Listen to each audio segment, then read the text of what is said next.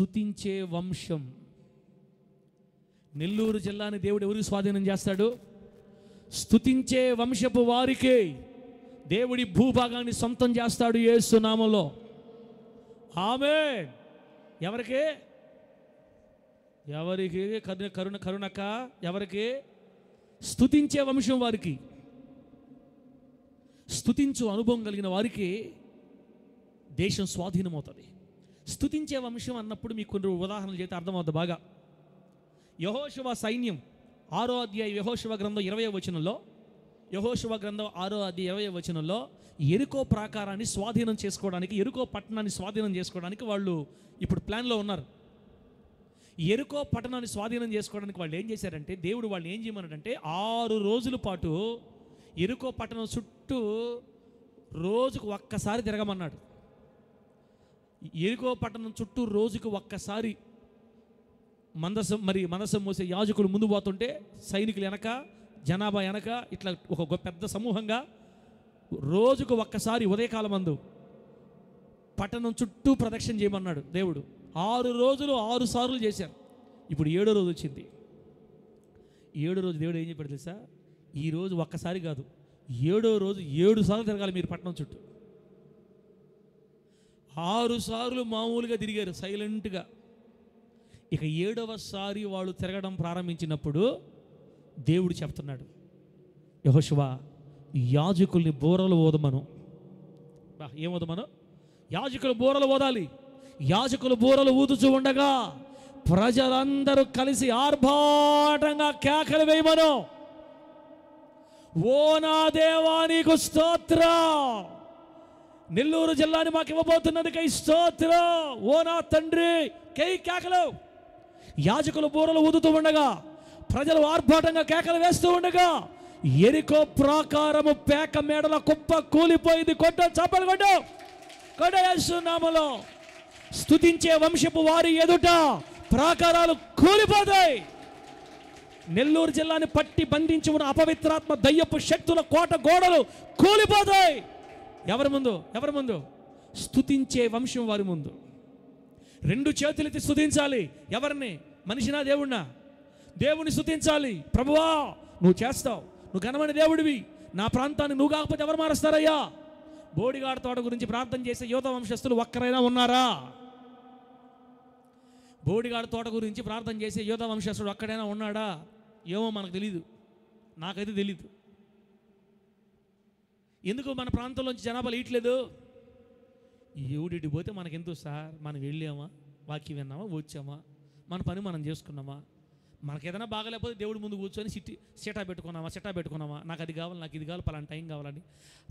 ఏమండి బెదరు, యోధా వంశస్థులు లాంటి పరాక్రమం ఎవరి దగ్గర ఉంది బెదరు ఈ రోజున? మేడం, సార్ లేదు సార్ ఈరోజు. ఇదేందన్న కొత్తగా సార్ మేడం పెట్టి తగులుకున్నావు? ఏం పిలవాలి? ఇంకా సైతాన్కా బేట అనలేకపోతాను, అనకూడదని నాకు అనిపించింది కాబట్టి ఇంకొత్త పేరు పిలవాల్సి వస్తుంది. ఈ ప్రాంతం గురించి ప్రార్థనలో పోరాడే యోధా వంశస్థుడు ఎక్కడా? యెరికో ప్రాకారం చుట్టూ ఆర్భాటంగా కేకలు వేసే ప్రజలు ఉన్నారు కాబట్టి, బూరలు ఊదే యాజకులు ఉన్నారు కాబట్టి ఆ ప్రాకారం కూలిపోయింది. ఈ నెల్లూరు జిల్లా పరిసరాలు ప్రభు మనకు అప్పగించాలనుకుంటే ఈ నెల్లూరు జిల్లా కోసం బూరలు ఊదేవాళ్ళు ఎక్కడా? ఆర్భాటంగా స్తుతించి కేకలు వేసేవాళ్ళు ఎక్కడా? యోధా స్తుతి వంశం. అక్క నిజం చెప్పక్క, ఉదయాన్నే లేచి ప్రార్థన చేస్తున్నావా? స్తుతిస్తున్నావా దేవుణ్ణి?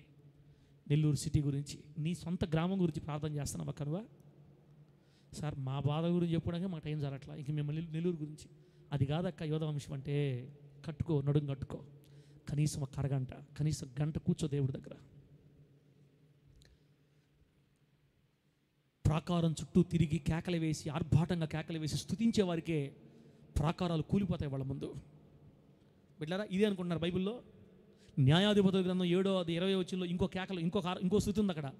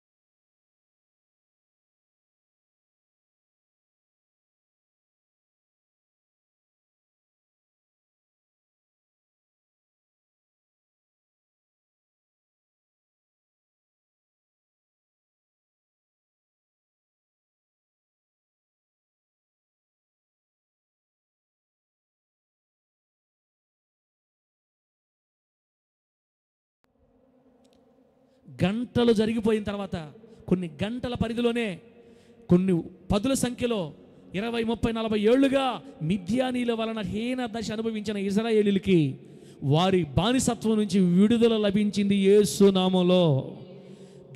మిద్యానీయుల చేతి నుంచి విడుదల కలగడానికి ఇశ్రాయేలీయులకు ప్రధాన కారకులు ఎవరో తెలుసా? బూరలు ఊది కేకలు వేసిన 300 మంది సైన్యం, వారిని నడిపించిన గిద్యోను నాయకుడే కారణం. బూరలు ఊదే యాజకులు లేకపోతే హోలీ చర్చ్ మినిస్ట్రీ ఇంతే, ఈ నెల్లూరు సిటీ ఇంతే. 300 మంది కేకలు వేసే యోధులు, యూదా వంశానికి చెందిన యోధులు, పరాక్రమశాలురు. దివిటి ఎత్తి పట్టుకోవాలా, దివిటి ఎత్తి పట్టుకొని కేకలేయాలా? బిడ్డరా, నేను ఈ మాట అంటున్నాను. నేను దేవుడితో తీర్మానం చేసుకున్న, ప్రభువా నేను చెప్పే వాక్యంలో ఒక్కరిని కూడా విమర్శించకూడదు, ఏ సేవకుడు కూడా నేను విమర్శించకూడదు అయ్యా అని తీర్మానం చేసుకున్నా. కానీ ఏం చేద్దాం? ఇప్పుడు ఈ రోజుల్లో పాస్టర్ల వాక్యాలు ఏం చెప్తున్నారు చెప్పండి నన్ను? ఎక్కువ మీరు వింటున్నారు కదా, ఎక్కువ యూట్యూబ్లో వాక్యాలు ఎట్లా వస్తున్నాయి? కన్నీళ్ళు విడుస్తున్నారా? ఈ సందేశం మీకోసమే. కుంగిపోయి ఉన్నారా? ఈ సందేశం మీకోసమే. అప్పులతో సతమతం అయిపోయారా? ఈ వాక్యం మీకోసమే.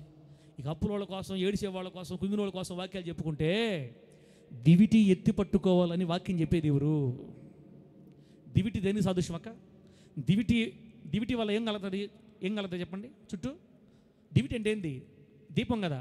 ఒక కర్ర పుల్లకి మొత్తం గుడ్డ చుట్టి దానికి ఏదో పూసి దాన్ని వెలిగిస్తారు. అది మొత్తం కాలిపోయేదాకా వెలిగే ఉంటుంది, మైనపుత్తులాగా పెద్దది కర్ర. దివిటి అంటే దివిటి వెలుగునేసేది చీకట్లో. ఒక మనిషి ఆర్భాటంగా కేకలు వేసినప్పుడు చుట్టూ ఉన్న శత్రువులు కూలిపోవాలంటే ఆ వ్యక్తి చేతిలో దివిటి ఉంటేనే ఆ ఆర్భాటమైన కేకలకి విలువ. అందరు కేకలు వేస్తే దేవుడు కార్యాలు చేయడు. దారిని పోయే వాళ్ళందరూ కేకలు వేసుకుంటా పోతే కార్యాలు జరగవు. ఎరికో ప్రాకారం చుట్టూ కేకలు వేసిన వాళ్ళు దైవజనుల బూరలతో పాటు కేకలు వేస్తేనే కూలింది. ఇక్కడ 300 మంది కొండలు పగలగొట్టి కేకలు వేశారు. యెహోవా ఖడ్గమే, గిద్యోను ఖడ్గమని కేకలు వేశారు. కానీ ఎప్పుడు మిద్యాను సైన్యం ఓడిపోయిందంటే వాళ్ళ చేతుల్లో దివిటీలు ఉంటేనే ఓడిపోయింది. దివిటి సాక్ష్య జీవితానికి సాదృశ్యం. దేవునికి స్తోత్రం కలుగును గాక. పవిత్రత లేకుండా, పరిశుద్ధత లేకుండా, భక్తి లేకుండా, నీతి లేకుండా, యథార్థత లేకుండా, వాక్యానుసారమైన జీవితం లేకుండా, దేవుని సంతోషపెట్టే రోషము కలిగిన నడుంగట్టుకున్న పవిత్రత లేకుండా ఎన్ని కేకలు వేసి ఎన్ని చేసి ఏం ప్రయోజనం? సేవకులు సరే వాళ్ళు ఏమి ఎంచుకుంటారో నాకు వద్దు. నేను ఒకటే ఎంచుకున్నా, నా జీవితకాల పర్యంతం దాకా దివిటీలు వెలిగించడమే నా పని. ఏడిచేవాళ్ళు దివిటీలు పట్టుకుంటే ఏడుపు పోద్ది. నాకు దివిటీ వద్దు, నాకు ఏడుపులు పోవాలనుకుంటే వాళ్ళని తగులుకుంటారు. మనకు ఎందుకు వచ్చిన బాధ? ఇశ్రాయేల్ పాస్టర్ అని నేను ఒకటే తీర్మానం చేసుకున్నా, దివిటీ వెలిగించడమే నా పని. ముందు నీ దివిటీ ఆరిందా ఎలుగుందా చూసుకో. నువ్వు తప్పిపోయావా, జారిపోయావా, పడిపోయి ఉన్నావా, ఎన్ని కేకలు వేసినా నీకు అద్భుతం జరగదు. ముందు నీ దివిటీ వెలిగించుకోవాలా. పవిత్రతకు రాజీ పడకుండా పట్టుకో. మరలా పాపములకు క్షమాపణ అడుగు. దేవుణ్ణి వదిలిపెట్టి విడిచిపెట్టి కడుక్కు పవిత్రపరచబడి రా. నడుము కట్టుకొని నిలబడు రూతులాగా. అప్పుడు నీ వెలుగు ప్రకాశిస్తుంది ప్రజల మీద. అప్పుడు ప్రాంతం మన స్వాధీనం అవ్వద్దే. డ్యూటీలు లేకుండా అందరితో పాటు కేకలేస్తుంది. నలుగురిలో నతానియేలు, గుంపులో గ్లోరీ. నలుగురిలో నతానియేలు, గుంపులో గ్లోరీ. భలే వల్ల మామూలుగా ఆ సామెత ఏమంటారు? మామూలుగా నలుగురిలో నారాయణ, గుంపులో ఇంకా అంతే. దాన్ని మనం మార్చేసుకున్నాం ఇట్లాగా. నలుగురిలో నతానియేలు, గుంపులో గ్లోరీ. అందరిలో ఒకరిలాగా మనం చేసేట ఏ వంశంకి దేవుడు భూమిని స్వాధీనం చేస్తాడంటే వాళ్ళ చేతుల్లో దివిటీలు ఉండాలి. సాక్ష్య జీవితం కలిగిన ప్రజలకే దేవుడు నెల్లూరు జిల్లాలు స్వాధీనం చేస్తాడు. సినిమాలు చూసుకుంటా ప్రార్థన చేసే వాళ్ళకి దేవుడు స్వాధీనం చేయడు. బూతులు మాట్లాడుకుంటా అపవిత్రమైన జీవితం కలిగి ఉండి ప్రార్థన జీవితం లేకుండా ఆదివారం పూట మందిరంకి వచ్చి కళ్ళు ఇంత లావం తెరిచి, నోరు ఇంత లావం తెరిచి, ఇప్పుడు 4 గంటలు ఆవలిస్తా, రాత్రిపూట 12 గంటల దాకా ప్రార్థన చేసి, ఏ ప్రార్థన? సెల్ ఫోన్ ప్రార్థన చేసి, పాస్టర్ గారు బాగా వాక్యం చెప్పాలని 2-3 గంటల మేలుకొని లేనిపోని శాడిస్ట్ మాట్లాడుకొని నిద్ర లేకుండా మందిరంకి వచ్చి ఈ చిన్నపిల్లల చేష్టాలు చేసే వాళ్ళకి దేవుడు భూమిని స్వాధీనం చేయడు. ఎవరి చేతుల్లో దివిటి ఉంటుందో వాళ్ళకే దేవుడు భూమిని స్వాధీనం చేస్తాడు యేసు నామములో. గడి చెప్పండి హల్లెలూయా. వట్టికొండ కూడా సాదృశ్యం ఉంది. తనను తాను తగ్గించేసుకోవాలి, పగలగొట్టుకోవాలా. నేను వట్టి పాత్రని, మంటివాడిని, మంటి పెంకుని. నాదేముంది ప్రభువా, నువ్వు వాడుకుంటే వాడబడతా, నువ్వు ఆస్వాదిస్తే ఆస్వాదించబడతా. నీది సమస్తం, నాదేం లేదు. తమ్మును తాము పగలగొట్టుకోవటం, తగ్గించుకోవటం, గర్విష్ఠులకి దేవుడు ప్రాంతాలు అప్పగించడం. బిడ్డ నేనేం చెప్తున్నాను, యోధా వంశస్థులకే దేశం సొంతం. యోధా వంశస్థుల్లో ఉన్న మొట్టమొదటి క్వాలిటీ స్తుతించే అనుభవం కలిగి ఉంటారు. దేవునికి స్తోత్రం కలుగును గాక. చెప్పండి గట్టిగా హల్లెలూయా. యోధా వంశస్థులు మామూలుగా స్తుతించరు. స్తుతిస్తే ప్రాకారాలు కూలిపోతాయి అంతే. యోధా వారు స్తుతిస్తే మిద్యాను సైన్యం మొత్తం శవాలైపోయినట్లుగా శత్రు సమూహం కనుమరుగైపోద్ది. రోషపూరితంగా స్తుతిస్తారు. స్తుతించే యోధా వంశస్థులు చేతుల్లో ఏముంటో తెలుసా? యోధా వంశస్థుల చేతుల్లో దివిటీలు ఉంటాయి, సాక్ష్య జీవితం ఉంటుంది, మంచి పేరు ఉంటుంది, సంఘంలో సమాజంలో మంచి పేరు ఉంటుంది, గ్రామంలో మంచి పేరు ఉంటుంది. నీలాగా నాలాగా గుడిసేడు బతుకుండదాక సాక్ష్య జీవితాన్ని పట్టుకొని తమ్మును తాము పగలగొట్టుకొని బ్రతికితే ఏసే, చస్తే ఏసే, ఆయన కొరకే మా జీవితాలని కరిగిపోతారు. దీపంలాగా కరిగిపోతారు. ఇటువంటి కరిగిపోయి వెలిగే అనుభవం కలిగిన వాళ్ళు స్తుతిస్తే వారి ఎదుట నెల్లూరు జిల్లాని పరిపాలిస్తున్న దురాత్మ శక్తులు కోట గోడలు కొప్పగొలిపోతాయి. యేసునామములో అంతే. కొట్టు, చప్పుడు కొట్టు, కొట్టు, అందుకో అందుకో అందుకో జయదేవు, అందుకో. దేవుడి నామానికి మహిమ కలుగును గాక. హల్లెలూయా. ఎన్ని చెప్పి మొత్తం చెప్పాడన్నా? స్తుతించే వంశం యోధా వంశం. స్తుతించే అనుభవం ఉండాలి. ఈ స్తుతించే వాళ్ళ చేతుల్లో ఏముండాలి? దివిటీలు ఉండాలి, సాక్షి జీవితం ఉండాలి. ఈ స్తుతించే వాళ్ళు ఏం పగలగొట్టేయాలి? కొండలు పగలగొట్టేయాలి. అంటే తమ్మును తాము పగలగొట్టుకోవాలి, తమ్ము తాము తగ్గించుకోవాలి, దేవునికి అప్పగించుకోవాలి, ఆయన పాదాల దగ్గర పడి ఉండాలి. వాళ్ళకి దేవుడు దేశాన్ని సొంతం చేస్తాడు. ప్రభు నామానికి మహిమ కలుగును గాక. ఇప్పుడు రెండోది, మొదటిది ఏమో స్తుతించే వంశం కదా. రెండో పాయింట్ ఎంతసేపు అయింది కుమ్మత్తే కూతురా? ఏంది 57 చెప్పేదాన్ని కూడా 57 అంటున్నావా? నిజమేలే పాపం, ఈ మధ్య బాగా డల్ అయ్యావు కదా కూతురా. 57 అంట కూతురు. రైట్. తర్వాత కీర్తనల గ్రంథం 97:8 ప్రకారం రెండో పాయింట్ చెప్తున్నా. యోధా వంశస్థుల గొప్పతనం అని హెడ్డింగ్ పెట్టుకోండి. యోధా వంశస్థుల గొప్పతనం అని హెడ్డింగ్ పెట్టుకొని మొదటిది యోధా వంశపు వారు, స్తుతించు వంశపు వారు అని పెట్టుకోండి. స్తుతించు వంశపు వారి చేతుల్లో దివిటీ ఉండాలి, అనగా సాక్ష్యం ఉండాలి. స్తుతించేవారు కొండలు పగలగొట్ట, అనగా తమ తగ్గించుకోవాలి, పగలగొట్టుకోవాలి. అది ఫస్ట్ పాయింట్. రెండో పాయింట్, కీర్తనల గ్రంథం 97 కీర్తన 8వ వచనంలో ఏమంటో తెలుసా? యోధా వారు దేవుని న్యాయ విధులను బట్టి ఆనందిస్తారంట. 97 కీర్తన 8వ వచనం ప్రకారం, టైం లేదు కాబట్టి 114 కీర్తన 2వ వచనం ప్రకారం, 114 కీర్తన 2వ వచనం ప్రకారం యోధా దేవుడు కోరుకున్న పరిశుద్ధ స్థలం. యోధా ఆయనకి పరిశుద్ధ స్థలము ఆయన అని ఉంటుంది అక్కడ. 114 కీర్తన 2వ వచనం. మూడోది 78 కీర్తన 68వ వచనం ప్రకారం, 78 కీర్తన 68వ వచనం ప్రకారం యోధా గోత్రమును ఆయన కోరుకున్నాడు అని రాయబడింది అక్కడ. యోధా గోత్రము దేవుడు కోరుకున్న గోత్రం. యోధా గోత్రము దేవునికి పరిశుద్ధ స్థలం. యోధా గోత్రము దేవుని న్యాయ విధులను బట్టి ఆనందిస్తారంట. యోధా గోత్రపు కుమార్తెలు అనగా యోధా వంశానికి చెందిన ఆడపిల్లలు దేవుని వాక్యాన్ని బట్టి ఆనందిస్తారంట అని రాయబడింది అక్కడ. చెప్పింది చాలు అంటారా? చెప్దామంటారా? ఒక 5 నిమిషాలు. అంటే పూర్తిగా దీన్ని టోటల్గా ఒక్క మాటలో చెప్పాలంటే ఏం చేయాలంటే, దేవుని వాక్యమును బట్టి ఆనందించుచు దేవునికి పరిశుద్ధ స్థలముగా లేదా దేవుని పరిశుద్ధ ఆలయముగా మన దేహాన్ని కాపాడుకుంటూ దేవుని చిత్తములో దేవుడు కోరుకున్న స్థలముగా, దేవుడు కోరుకునే వ్యక్తిగా ఎవరైతే బ్రతుకుతారో వాళ్ళకి దేశం స్వాధీనమవుతుంది. మొదటిది దేవుని వాక్యాన్ని బట్టి ఆనందించాలి. 2 దేవునికి పరిశుద్ధ స్థలముగా వారి దేహాలు ఇవ్వాలి. 3వది దేవుని చిత్తములో బ్రతకాలి. ఈ 3 రకాలుగా జీవించే వాళ్ళకి దేశము స్వాధీనం అవుతుంది. ఇప్పుడు ఈ మాటలన్నీ విన్న తర్వాత మీరేమనుకుంటారంటే, నాకు తెలిసి జన్మకి నెల్లూరు మనకు దొరకదు అనిపిస్తుంది కదా? దీవెనక్క అనిపిస్తుందా? ఈ జన్మకి నెల్లూరు మనకి సొంతం అవ్వదు. ఇంత నికరంగా, ఇంత నియమకంగా, ఇంత పకడ్బందీగా, ఇంత నిజాయితీగా ఏమండి పాస్టర్ గారు దేవుని వాక్యాన్ని బట్టి ఆనందించాలంటే ఇంకా అది కుదిరే పనే? 50 నిమిషాలు దాటిందంటే ఇంకా ఫోను, వాక్యం, సెల్ ఫోను, టైము మంది. యోధా వంశస్థుల కుమార్తెలు అంట. యోధా వంశస్థునికి చెందిన ఆడపిల్లలంట దేవుని న్యాయ విధులను బట్టి ఆనందిస్తారంట. వాక్యం ఒక్కొక్క పదం వస్తూ ఉందనుకో, అబ్బా అబ్బా ప్రభువా నాకు తెలియదు ప్రభువా, అవునా తండ్రి నీ వాక్యాన్ని బట్టి ఆనందించాలా, నీ వాక్యం ఇంకా ఏం చెప్తా, ఇంకా ఒక పాయింట్ వస్తుంది ఆనందిస్తారా. మరి మేమేంది టైం చూసుకుంటున్నాం.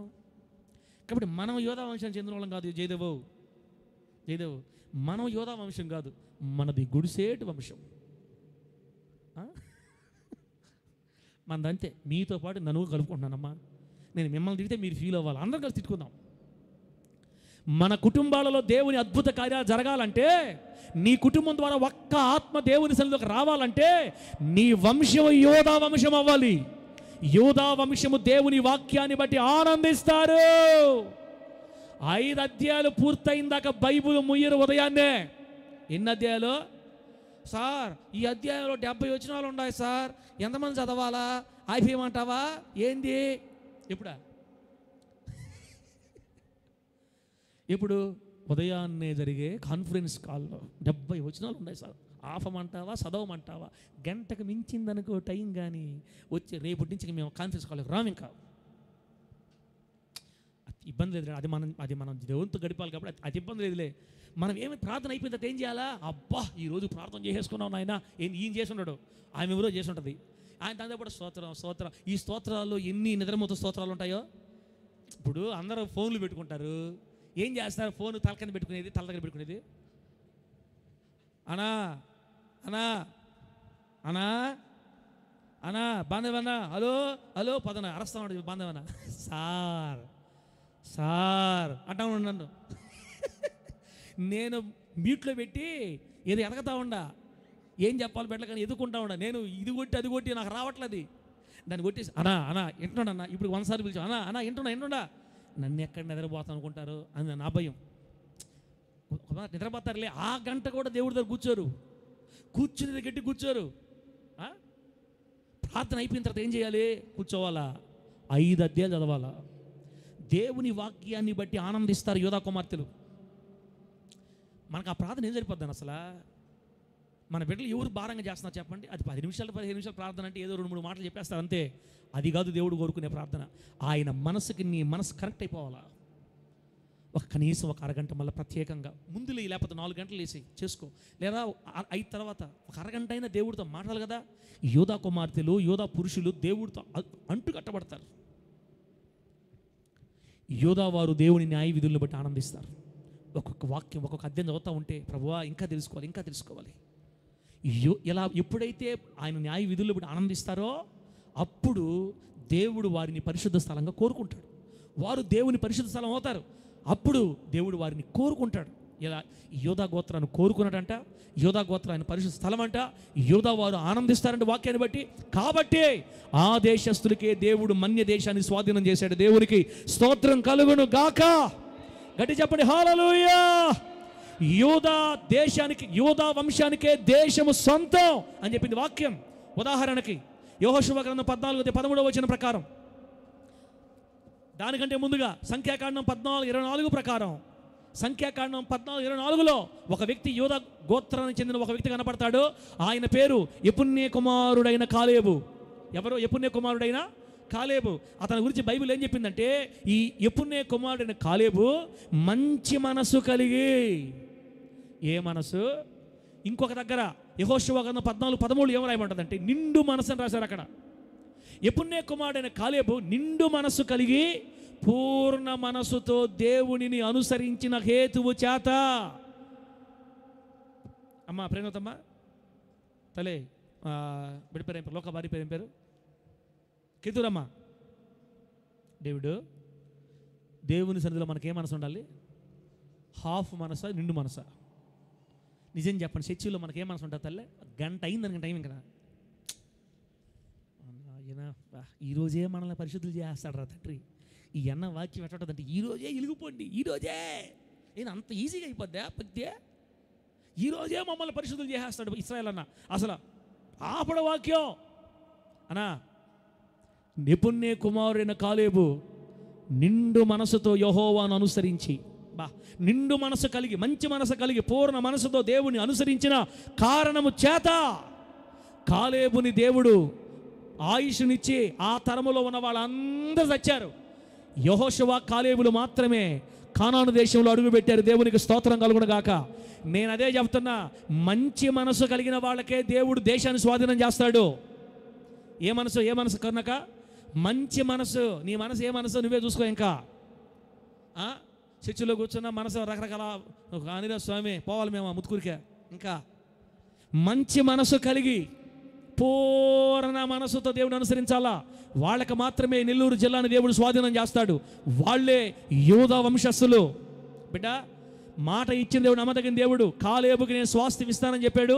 యెహోషువ 14:13 వచనం ప్రకారం హెబ్రోనుని కాలేబు గోత్రానికి దేవుడు స్వాస్థ్యంగా ఇచ్చాడు. చప్పట్లు కొట్టండి, చప్పట్లు గట్టిగా దేవునికి స్తోత్రం కలుగును గాక. హల్లెలూయా. యూదా గోత్రానికి దేవుడు పంచి ఇచ్చిన భూమి హెబ్రోను. హెబ్రోనులోనే కాలేబుని సమాధి చేశారు. దేశాన్ని స్వాధీనం చేశాడు కాలేబుకి దేవుడు. కారణం ఏంటంటే కాలేబు మంచి మనసు కలిగి ఉన్నాడు.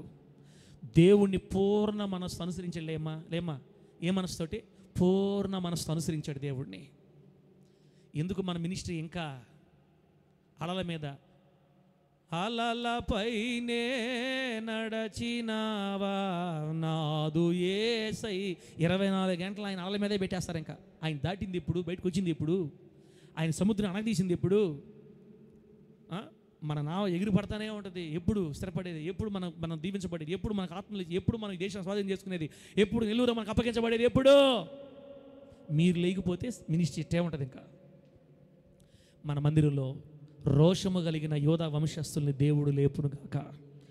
మంచి మనస్సు కలిగి, మినిస్ట్రీ డైరెక్టర్ గారు ఏ మనసు ఏమన్నా ఇంక టైం కావాలా అనకూడదు. ఏ మనసు? మంచి మనసు కలిగి పూర్ణ మనసుతో యెహోవాను అనుసరించిన హేతువు చేత కాలేబుని అరణ్యం దాటించి కానాను దేశంలో తీసుకుని వెళ్ళి హెబ్రోను పట్టణాన్ని స్వాధీనంగా అతనికి స్వాస్థ్యంగా మార్చేశాడు దేవుడు. ఇప్పుడు యెరూషలేం ప్రాంతంలో బెత్లెహేములో ఉండేది ఏ గోత్రమో తెలుసా? యోధా గోత్రమే. మన దావీదు గారు ఏ గోత్రం? యోధా గోత్రమే. ఇంకా చాలా ఉన్నాయి. ఈ యోధా గోత్రము, యోధా నా రాజదండం అని చెప్పాడు యేసయ్య. యెహోవా దేవుడు కీర్తనల్లో యోధా నా రాజదండం, అతని యొద్ద నుండి నేను రాజదండాన్ని తొలగించనని చెప్పాడు. ఏమంట చెప్పాడో? యోధా గోత్రంలో నుంచి ఎక్కువ మంది రాజులు వచ్చారు. ఇప్పుడు దావీదు గారి దగ్గర నుంచి ఇంకే గోత్రం? యోధా గోత్రమే. ఎక్కడ ఒక్కరో ఇద్దరు పక్కకు పోయారు అంతే. మిగతా వాళ్ళందరూ యోధా గోత్ర రాజులే. చివరికి అదే గోత్రంలో నుంచి మరి మన ప్రభు అయిన యేసుక్రీస్తు వారు రాజులకు రాజుగా, ప్రభువుగా భూమి మీదకి వచ్చింది. ఆయనే గోత్రం. మన ప్రభు అయిన యేసు ఏ గోత్రం? యోధా గోత్రమే. యోధా నేను కోరుకున్నాను. యోధా నేను కోరుకున్నా. యోధా నా రాజదండం, అతని దగ్గర నుంచి రాజదండం తొలగించను నేను. యాకోబు కుమారులు 12 మంది. యోసేపు కళలు చెప్పాడని అందరు కోపం వచ్చింది. కోపం వచ్చి అందరూ ఏమన్నారంటే, రే వేసేద్దాం, ఇన్ని మొత్తం పొడిచి వదలు పడేద్దాము, ఈరోజు చంపేద్దామంటే రూబేను అడ్డపడ్డాడంట. రూబేను అడ్డుపడి రే తమ్ముడు కదా చంపేస్తే ఏమొస్తుందిరా, రే ఈ బావిలో పడేద్దాంరా వాడిని అని రూబేను చంపడాన్ని ఆపి బావిలో పడేశాడు. ఇక బావిలో ఉంటే మళ్ళీ బయటికి తీసి మళ్ళీ ఎక్కడ చంపేస్తారని యోధా తన అన్నదమ్ములందరికీ సలహా ఇచ్చాడు. రే వీడిని చంపడం కంటే అదిగో ఇష్మాయిల్ వస్తున్నారు, వాళ్ళకి అమ్మేద్దాం, వీడిని అమ్మేస్తే ఎక్కడ దగ్గర బతతాడరా, మన తమ్ముడే కదంటరా అని రక్త సంబంధికుల మీద హృదయపూర్వకమైన ప్రేమ. ఒకడి మరణాన్ని కోరుకోడు ఎప్పుడు యోధా. రక్త సంబంధి మరణాన్ని కోరుకోడు, రక్త సంబంధి శాపాన్ని కోరుకోడు, బ్రతుకును ప్రసాదించాడు. యోసేపు బ్రతకడానికి కారణమయ్యాడు యోధా నేను కోరుకున్నాను. యోధా ప్రాణం పెట్టేవాడే కానీ, ప్రాణం ఇచ్చేవాడే కానీ అన్యాయం చేసేవాడు కాదు.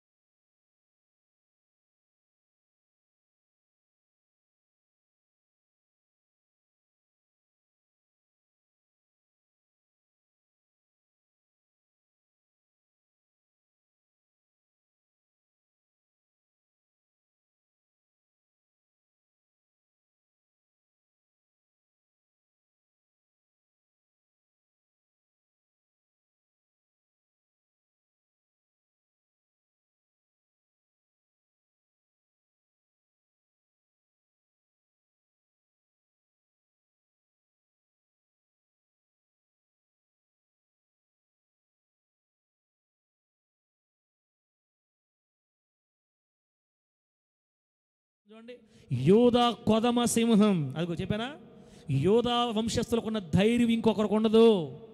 యోధా కొదమ సింహం, నా కుమారుడా నీవు పట్టిన దాన్ని తిని వచ్చితివి. సింహము వలె గర్జించు ఆడసింహం వలె అతడు కాళ్ళు ముడుచుకొని పండుకొనేను. అతనిని లేపువాడెవడు? 10వ వచనం, షిలోహు వచ్చు వరకు యోధా యొద్ద నుండి దండము తొలగదు. ఏ దండం అది? రాజదండం. అతని కాళ్ళ మధ్య నుండి రాజదండము తొలగదు. ప్రజలు అతనికి విధేయుల యుందురు. ప్రజలు, యోధా నీకు విధేయులట నేను చేస్తా, నీవే రాజువే, నీ దగ్గర నుంచి రాజదండం తీయను. ఎప్పుడు దాకా? రెండవసారి మన దేవుడు రాజులకు రాజుగా, ప్రభువులకు ప్రభుగా మరలా అదే యోధా గోత్రపు కొదమ సింహం చివరిసారి భూమి మీదకి వచ్చేదాకా ఇజ్రాయెల్ దేశాన్ని యోధా వంశస్థులే ఏలుతారు, ఏలుతారు, ఏలుతారు, ఏలుతారు. ఎందుకయ్యా యోధా వంశం అంటే నీకింత పిచ్చే? యోధా వంశము నా కొరకు నడుం కట్టుకుంటారా పిచ్చోడా? యోధా వంశస్థుల చేతుల్లో దివిటి ఉంటుందిరా, కుండలు పగలగొట్టుతారా, స్తుతించి కేకలు వేస్తారా, యాజకులు బూరలు ఊదితే కేకలు వేస్తారా, వారు నా కోసం బ్రతుకుతారా, వారికి నా వాక్యం అంటే పిచ్చిరా, నా న్యాయ విధులు అంటే ఆనందం వాళ్ళకే. యోధా కుమార్తెలు నా వాక్యాన్ని బట్టి ఆనందిస్తారు. యోధా వారికి నేనంటే మహా పిచ్చే. అందుకే నేను వాళ్ళని కోరుకున్నా, వాళ్ళే నాకు పరిశుద్ధ స్థానం. అందుకే కానాను దేశాన్ని నేను యోధా దేశస్తులు సొంతం చేయబోతున్నాను.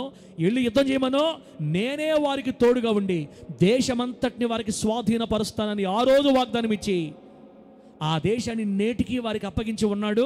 వారు మన కనుల ముందు ఈ రోజుకి యోధా వంశస్థులు దాన్ని పరిపాలన చేస్తున్నారు. ఆత్మ సంబంధమైన యోధా గోత్రికులంగా మనము మారితే నెల్లూరు జిల్లాను కూడా మనకు దేవుడు సొంతం చేస్తాడు యేసు నామములో. ఇక్కడ చేరి నువ్వు ప్రార్థన చేస్తే భారతదేశం యేసయ్య చేతుల్లోకి వచ్చేస్తుంది యేసు నామములో. ఎవరు ప్రార్థన చేస్తే? నువ్వు నేను కాదు. చేతుల్లో దివిటి ఉండాలి, కొండలు పగలు కొట్టాలి, సాక్ష్యం కాపాడుకోవాలి, పరిశుద్ధత ఉండాలి, నీతి ఉండాలి, వాక్యం అంటే పిచ్చి ఉండాలి, దేవుని మందిరం అంటే పిచ్చి ఉండాలి. దావీదు గారు ఏమంటారమ్మా? దేవా నేను నిన్ను ఒక్క వరం అడుగుతున్నా, ఆ వరాన్ని నాకు, బైబిల్ మూసేయండి, ఇంకా మీకు ఇబ్బంది లేదు, బైబిల్ మూసేయండి. ఒక్క వరం అడుగుతున్నా. ఏ వరం అది? నా జీవిత కాలం అంతా నీ మందిర ఆవరణాల్లో నివాసం చెయ్యాలని. మందిరాన్ని ప్రేమించే వాళ్ళకి, దేవుని సంఘాన్ని ప్రేమించే వాళ్ళకి, ప్రభువుని ప్రేమించే వాళ్ళకి, పరిశుద్ధం ప్రేమించే వాళ్ళకి దేశాలు స్వాధీనం అయిపోతాయి యేసు నామములో. దావీదు గారు రోజుకి ఎన్నిసార్లు ప్రార్థన చేస్తాడన్నా? ఎన్ని మార్లు ప్రార్థన చేస్తాడు? స్తుతిస్తాడు 7 మార్లు రోజుకి. నీలాగా నాలాగా సామాన్య మానవుడు కాదు, రాజు. రాజుకి దేవుడిని 7 సార్లు స్తుతించే టైం ఉంది. అమ్మో, ప్రధానమంత్రి కంటే భలే బిజీ మన టైం లేదు. ఇంకా నాకు తెలియదు అది. దినానికి 3 సార్లు మోకాళ్ళ నుంచి ప్రార్థన చేసిన ముసలోడి పేరు ఏం పేరు? ముసలోడి పేరు ఏం పేరు? దినమునకు 3 మోకాళ్ళలోని యథావిధిగా ప్రార్థన చేసిన ముసలివాడి పేరు దానియేలు. రాజ్యానికి 3వ అధిపతికి 3 సార్లు ప్రార్థన చేసే టైం ఉంది. నీకు నా టైం లేదు, మన మహా బిజీ. మనం ఫోన్ భక్తి చేయలే, మళ్ళా ఫోన్ భక్తి వల్ల మనకే. దినానికి 7 సార్లు స్తుతించాడు కాబట్టి గొల్లియాతు దెబ్బగా పడుకున్నాడు కింద అంతే. యోధా వంశస్థులు తమ ముందు ఎవరు నిలబడ్డా ఒక్క గుద్దుతో కూర్చోబెడతారంతే. యోధా వంశస్థుల గుండె సింహపు గుండె. దావీదు గురించి బైబిల్ చెప్పింది, సింహపు గుండె వంటి వారు సైతం దిగులు పడతారంట దావీదుని చూస్తే. అంత పరాక్రమశాలి యోధా.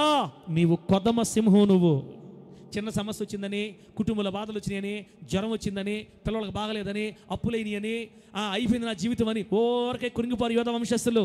కొదమ సింహం వంటి వారు, గర్జించే ఆడసింహం లాంటి వాళ్ళు యోధా. బిడ్డ దిగులు పడద్దక్క. భయపడితే నువ్వు దేశం స్వాధీనం చేసుకోలేవు. నీ సమస్యలు బట్టి భయపడద్దు, నీ రోగాలను బట్టి భయపడద్దు, నీ పరిస్థితులు బట్టి భయపడద్దు. పోతే ఉంటే ఉండదు, పోతే జీవితం. ఉండేది ఒక్క జీవితం. బతికితే యోధా వంశస్థులాగా బతికే ఈ దేశాన్ని యేసయ్య కాళ్ళ దగ్గర పెట్టుదుము గాక. గట్టి చెప్పండి హల్లెలూయా. దానియేలు 3 సార్లు ప్రార్థన చేసిన దానికి అతని ముందు 8 సింహాలు ఏమయ్యే? నోళ్ళు మూసుకున్న ఎంత సింహాలు? 8 సింహాలు నోరు మూసే. ప్రార్థనా పరుల ముందు, యోధా వంశస్థుల ముందు సింహాలు నోళ్ళు మోస్తాయి. దానియేలు వంశం ఏంటో తెలుసా? దానియేలు యోధా వంశస్థుడు. బిడ్డారా, ఆ తర్వాత యెరికో పట్టణం యెహోషువ స్వాధీనం అయిపోయింది. వాళ్ళు యోధా వంశస్థులు లాగా బతికారు కాబట్టి మిద్యానీయులు గిద్యోను స్వాధీనం అయిపోయారు. కాలేబుకి హెబ్రోను స్వాధీనం అయిపోయింది. దావీదుకి ఎక్రోను, గాతు, అష్కెలోను, ఫిలిస్తీ పట్టణాలని స్వాధీనం అయిపోయినాయి. దానియేలుకి బబులోనే స్వాధీనం అయిపోయింది. ఎస్తేరు, మొర్దెకైలకి షూషాను సంస్థానం స్వాధీనం అయిపోయింది. వెళ్ళరా, నీకు నాకు నెల్లూరు స్వాధీనం అవుతాదా? Question mark. నీకు నాకు నెల్లూరు జిల్లా స్వాధీనం అవుతాదా? కనీసం బోడిగాడి తోట, న్యాయాధిపతి తోటగా మారేది ఎప్పుడు స్వాధీనం అవుతాదా? మన పితరులను పోలిన వారమై దేవుని కోసం బ్రతుకుదుముగాక, యోధా వంశస్థులను పోలిన వారమై ఉజ్జీవమైన భక్తిని చేయుదుముగాక. బిడ్డరా, మీకు నిజంగా వాక్యం పనిచేస్తే ఒక్క తీర్మానం చేసుకోండి అక్క దేవుడితో, ప్రభువా నిజమే యోధా వంశస్థులకి దేశం స్వాధీనమైంది, అందరికీ స్వాధీనం కాదు ప్రభువా. నా మట్టుకు నేను పెట్టు ఫోన్ పెట్టి అది పెట్టు. నా మట్టుకు నేను యోధా వంశస్థులాగా బ్రతకాలి. నా మట్టుకు నేను యోధా కుమార్తెలు వాక్యాన్ని బట్టి ఆనందిస్తారంట ప్రభువా. యోధా కుమార్తెలు వాక్యాన్ని బట్టి ఆనందిస్తారంట. నాయనా, నేను కూడా వాక్యాన్ని బట్టి ఆనందించాలి తండ్రి.